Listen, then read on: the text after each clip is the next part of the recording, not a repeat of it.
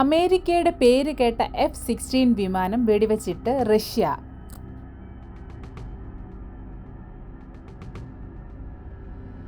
Russian target ആക്രമിക്കാൻ ശ്രമിക്കുന്നതിനിടയിലാണ് Russia F-16 fighter jet വെടിവെച്ചിട്ടത്.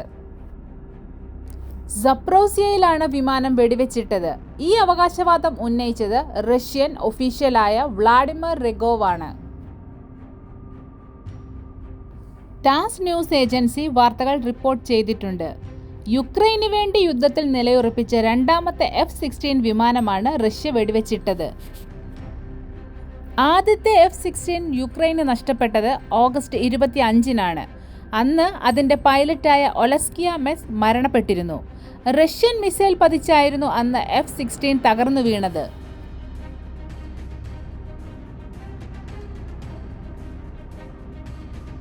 എന്നാൽ ടാസ് news agency പറയുന്നത് പെന്റഗൺ സ്പോക്ക് പേഴ്സൺ ഇതിനെപ്പറ്റിയുള്ള ചോദ്യങ്ങൾക്ക് കമന്റ് ചെയ്യാൻ വിസമ്മതിച്ചു എന്നാണ്.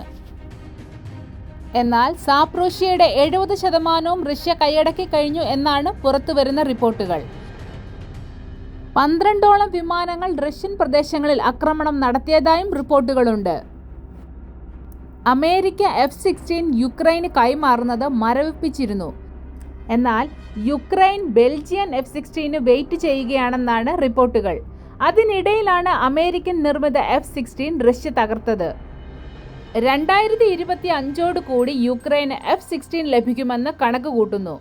അമേരിക്ക യുക്രൈൻ പൈലറ്റുമാർക്ക് ട്രെയിനിങ്ങുകൾ കൊടുക്കുകയാണ്. F-16 തുടർച്ചയായി റഷ്യ നശിപ്പിക്കുന്നത് അമേരിക്കൻ ആയുധ വ്യാപാരത്തെയും ദോഷകരമായി ബാധിച്ചേക്കും.